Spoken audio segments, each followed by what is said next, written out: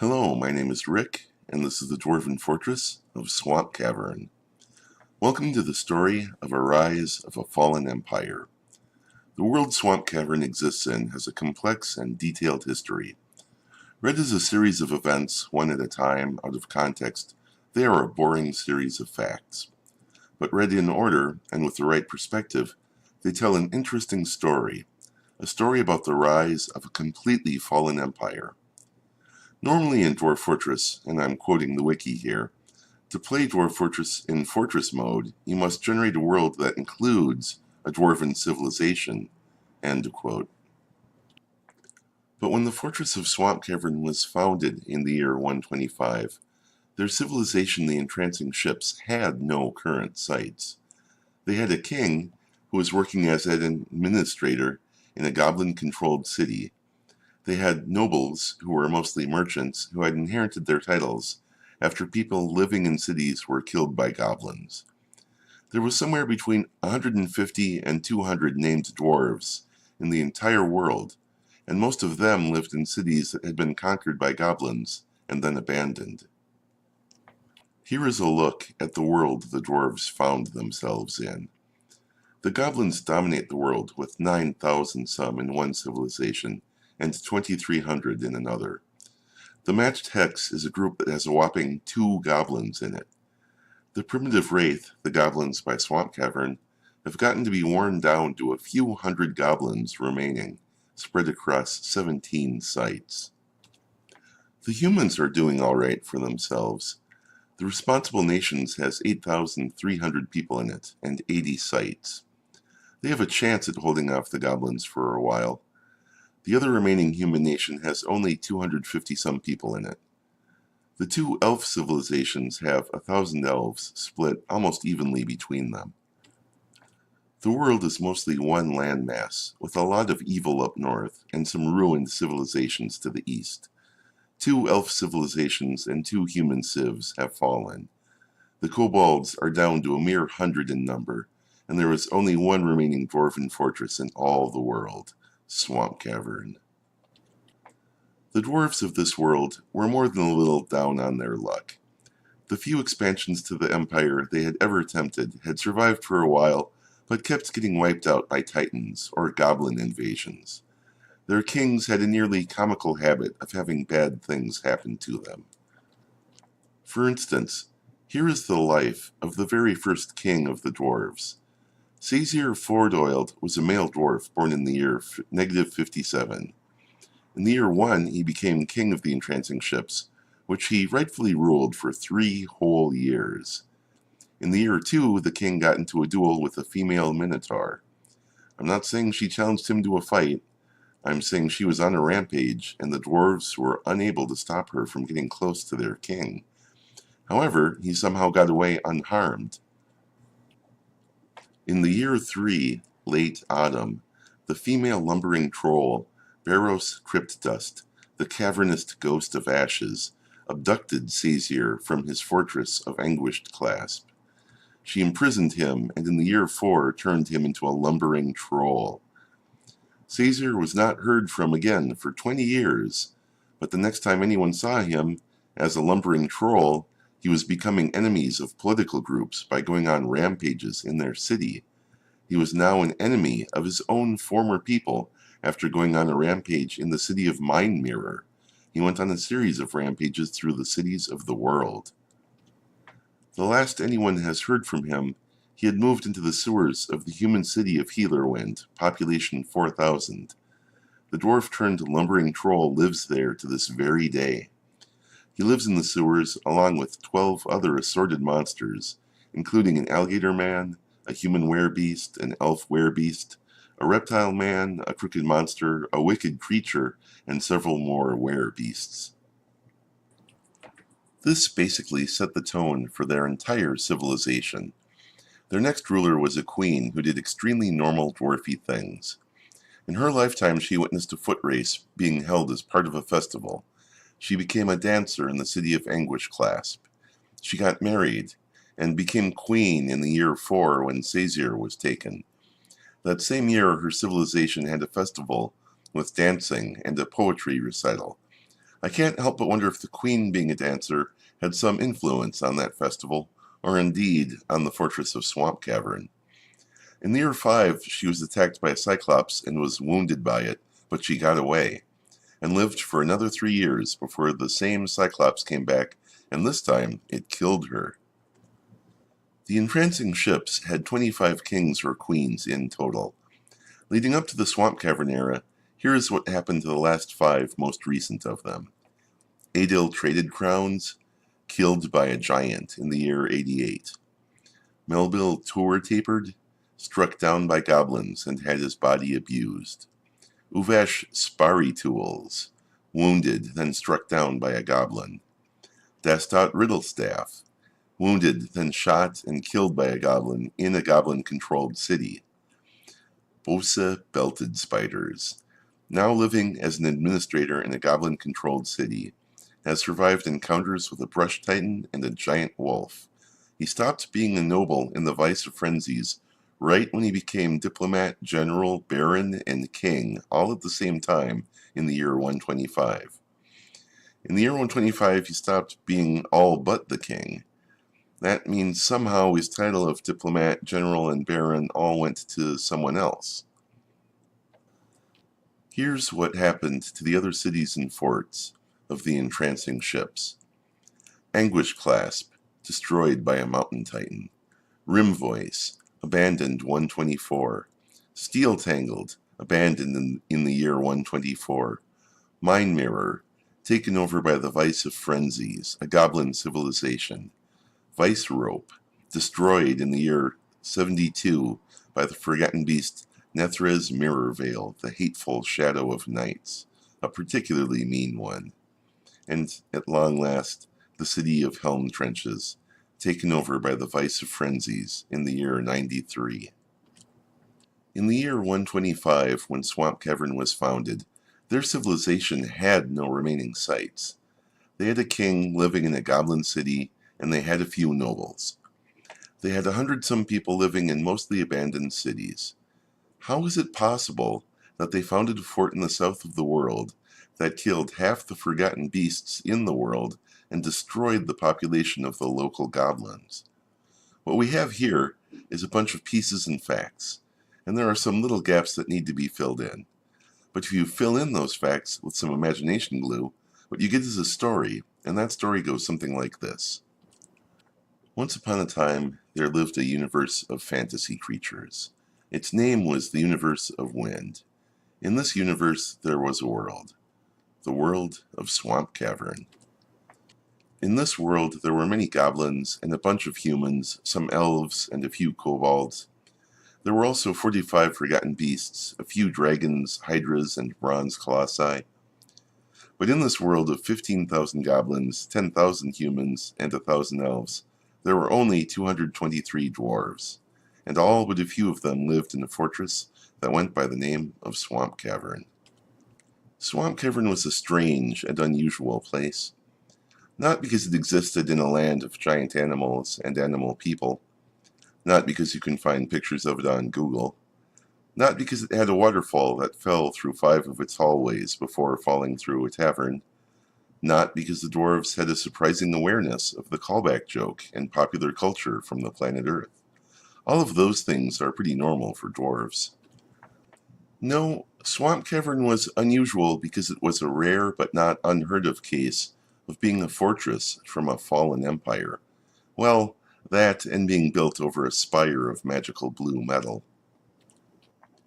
When Swampcavern was founded in the year 125 of its world, the last of the dwarven cities had been abandoned the year before. The king of the dwarven civilization still lived, a prisoner in a goblin city. The goblins had recognized his competence and capability and put him to work as an administrator. Barons and petty nobles of the dwarves still lived, either as merchants who had inherited the titles of nobles or always had been merchants. And yet, somehow, in the year 125, Swampcavern was founded by 7 dwarves. How is this possible? As you might imagine, goblin sources on the topic are difficult to come by, and other sources in the world of Swampcavern are either sketchy, biased, or non-existent. Apart from a a 150-page Word document, and some videos on YouTube of various quality, there is not a lot of hard evidence. What evidence there is of Swampcavern's early history sort of trails off about halfway through it. Many of the books written in the world were written in Swampcavern itself, but in its early years, the dwarves of Swampcavern were too busy digging holes, fighting beasts, and growing giant mushrooms to do a lot of record keeping. Well, except for the record keeper. That was kind of his job. What happened before Swampcavern was founded is a matter of some conjecture. We know that Swampcavern was founded in the year 125 by dwarves of uncertain backgrounds. Something had to have happened before that to send them on their way. I think it was this. In the year 93, early spring, the goblin civilization known as the Vice of Frenzies defeated the dwarves at the city of Helm Trenches. They installed a goblin administrator at that time. The new government run by goblins was called the Cruelty of Knowledge. In the year 114, the dwarf Bosa Belted Spiders became the administrator of this new government. Bosa was an interesting character. He wasn't king of the dwarven government, the entrancing ships, and assigned as an administrator by the goblins for no reason. Although dabbling at fighting skills, Bosa was a great liar and a great siege operator. He was also an expert negotiator, judge of intent, and intimidator. He was also an adequate flatterer and a novice comedian. When he became an administrator in 114, Bosa was only 67, which is quite young for a dwarf. Given his skill set, there is no doubt that Bosa lied and intimidated his way into being given the job as administrator of the group that ruled the city he lived in. The year he got that job, he was attacked by a giant wolf and somehow got away unharmed. 5 years later, he would encounter a brush titan and somehow survived unharmed again. In the year 125, Bosa became the diplomat, the general, a baron, and the king, all at the same time. What happened to the previous ruler, the queen of the entrancing ships, who had ruled before him? She had been living in the city of Helm Trenches when it was attacked by the goblins, and had been killed while fighting one of them, in the year 93, which means that for 32 long dwarf years, the rightful ruler of all the dwarves in the world was dead. One day, after having served as the local administrator for 10 years, Bosa was reviewing some paperwork when he discovered that, according to dwarven tradition, the rightful ruler who was next in line was him. Or the position was open to claim, and he claimed it. There might have been some lying and intimidating involved. Being the administrator of a goblin city, there was only so much Bosa could do with his newfound titles. All he could do was take orders from above in the chain of command and decide how to implement them. That is, until he got his hands on a request for supplies. It was a requisition form for supplies for a goblin army. It wasn't the sort of thing he ever handled. In fact, he wasn't supposed to have it. But when he found it in his stack of paperwork, he realized what it represented. A way to bring back the dwarves in this sad and nearly dwarfless universe. A way they could create a city where the defeated and homeless dwarves of this world could live safely.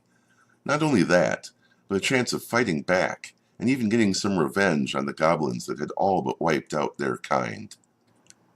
Bosa had an ambitious plan. He wanted to bring back the dwarves in this world. He wanted to bring their numbers up to the point where they stood a fighting chance in this hostile place. He wanted to start a fort that the dwarves of abandoned cities could migrate to and live safely in. He wanted to start small forts along the coast, where the goblins couldn't get to them, and when the world had a few more dwarves in it, he wanted to strike back at the goblins that had conquered his city and all but destroyed his civilization. The ultimate goal would be to build a few new forts close to the most powerful goblins in the world and do some real damage to their numbers. He couldn't leave the city he was the administrator of. The goblins would never allow that. To achieve this plan, Bosa would have to use his greatness at lying. The plan required 2 parts. He would have to trick the goblins themselves into funding his vision and some dwarves into doing it. And so he put into motion his plan to bring back a fallen empire. Bosa had some contacts with the dwarves of the outside world. He knew of some living in an abandoned city. He searched his map for places to settle. The northern part was far too full of goblins to make this dream possible. The northeast part was already crowded with pesky humans. In this world, 2 whole elven civilizations had fallen, and there was only a few thousand of them left. Between them all, there were not a lot of really good places left to settle. But the southern part of the world was largely unsettled, other than a smaller tribe of goblins. Because of this, a lot of it was filled with untamed wilds, the home of the giant animals and animal people. There was a spot that was particularly hostile, a swamp filled with mosquito people who could not be reasoned with, giant birds, and giant honey badgers. It was surrounded by 6 goblin pits and had a dragon's lair on its very doorstep. You'd have to be crazy to try to settle there. And Bosa belted spiders knew just the dwarf who was crazy enough to do it. Olin Riralath, a dwarf who was capable of just a tiny amount of leadership. Thinking quickly, Bosa changed the requisition form. He wrote a quick note, sealed it shut, and attached it to the form. He then signed his boss's name to it and dropped it in the to-do basket of an underling. The gears of the goblin bureaucracy ground slowly. At some point in the year 124, a certain dwarf specifically chosen to be the expedition leader received a note. The note must have said something like this: I, Bosa Belted Spiders, am your rightful king. Look, our civilization is a bit down on its luck, but we still have a few cities and barons and merchants and such. I hereby order you to take 6 other dwarves down to this uninhabited swampy area surrounded by monsters for the purposes of making a new fort. Here's the money for a wagon and some supplies. I realize there may be a few goblins or dragons lurking about. Just use your dwarven ingenuity to defeat them. I am your king, so you have to do what I say. Go do it. The note mentioned that the place they were going was rather hostile, so they should bring 1 competent axe user and 1 skilled crossbow user. It said they should bring 1 doctor, 1 manager, 1 bookkeeper, and all of those had to be different, separate people. If they could work in amongst those 2 miners, a cook and a brewer, some stone crafters, gem cutters and setters, engravers, that might come in handy. It mentioned that Olin Riralath had been specifically chosen to be the expedition leader. Then the note loosely outlined the plan for making other forts along the coast and striking back at the goblins, as if an afterthought. Along with the note, there was enough money for a wagon, 2 horses, 2 axes, a crossbow, 3 picks, some food and drinks. Bosa had chosen a dwarf he knew would be capable of organizing a wagon load of dwarves and supplies. He chose Olin Riralath because of his good feel for social relationships, and because he had what Bosa considered to be a tiny dash more ability to be a leader, at least compared to most people in the world, and perhaps especially dwarves. The dwarf Riralath faithfully rounded up 6 other dwarves, bought the supplies, and somehow survived what must have been a dangerous journey through the mud of the Mire of Obscurity, which was the name of the swamp that they were moving to. I'm sure Bosa had no way of knowing that Olin was bored by reality and would rather disappear utterly and forever into a world of made-up fantasy. Along the journey, the dwarves got to know each other a little better, and they gave each other nicknames.